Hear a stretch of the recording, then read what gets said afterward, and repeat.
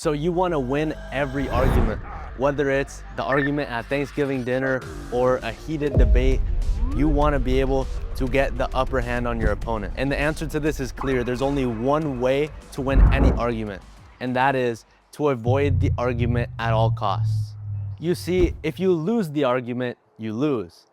And say you have a historic night and you're hitting all of your points and you're humiliating the other person and you win the argument.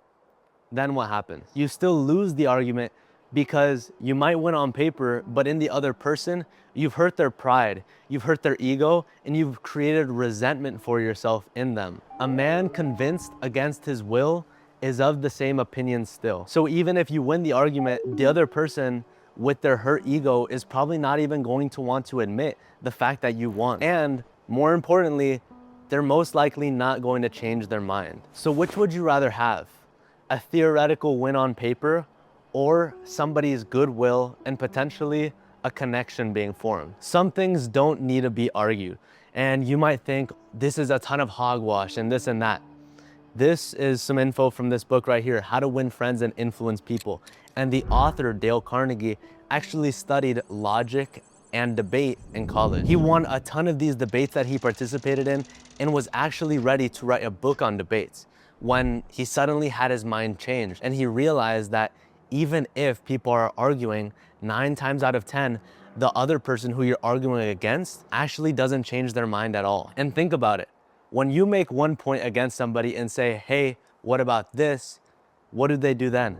They bring out the facts, they do some sort of studies, and they show, oh wait, but this instead. The more that you argue against their point, the more they argue for it. So what's the answer for this? If we're looking to avoid conversations, how do we actually win the other person and win them to our way of thinking? It may sound simple, but you have to thoughtfully consider the other person's point of view and think about why they're telling you what they're saying. This may look like saying something along the lines of, you know what? I haven't thought about it like that, and you actually have a lot of experience. So let me think about it and I'll come back to you. If you disagree with somebody, they're going to get their feeling of importance and authority from continuing the argument and trying to force you to see their way of thinking. But if you acknowledge their experience, their authorities, and the fact that they're actually really smart, their defenses are going to be lowered and they're not gonna need that feeling of authority from the argument itself. Or depending on the situation, say it's not at home, say it's just something random on the street, you could just avoid it completely and walk away. But say you have no other choice and you have a disagreement with somebody. Here are the 5 steps to follow in that disagreement. Number 1 is to not trust your first reaction. A lot of the times when we make a quick reaction, we're acting based off emotions, which could cause us to say something we don't want to say that we can't take back. So let us have self-control and think clearly before we blow up. Second is control your temper. Remember, you can measure the size of a person based on what makes them mad or angry. Number 3 is listen first. Give the other person a chance to fully state out their point. Don't interrupt them, don't resist, and don't be defensive. Make sure that your point is trying to build connection with the person. Number 4 is be honest.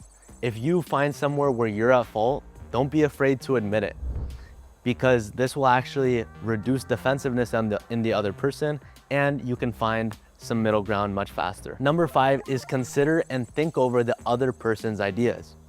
At the end of the day, they could actually be right. If you were right all the time, then you could go to Wall Street and become a millionaire overnight. But we're not always right.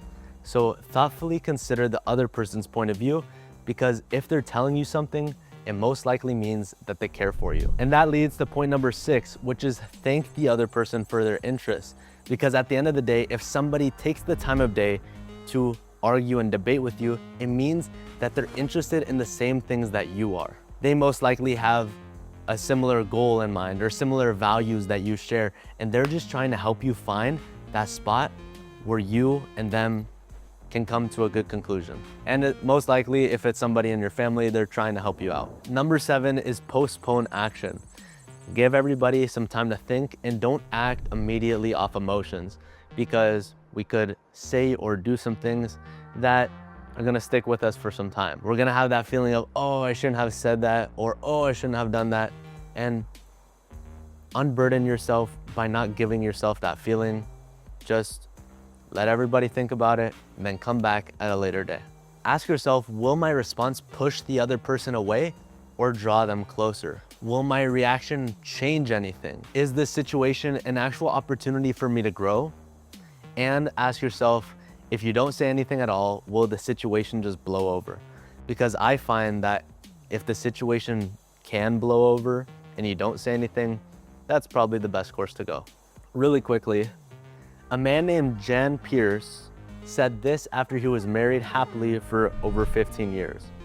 My wife and I made a pact a long time ago, and we've kept it no matter how angry we've gotten with each other. When one yells, the other should listen. Because when two people yell, there's no communication, just noise and bad vibrations. When hatred and hatred meet, then there's absolutely nothing that comes out of it. The only way to overcome hatred is with love. And the only way to get the best of a disagreement is not by argument, but it's by thoughtfully considering the other person's point of view, being diplomatic, understanding, and communicating.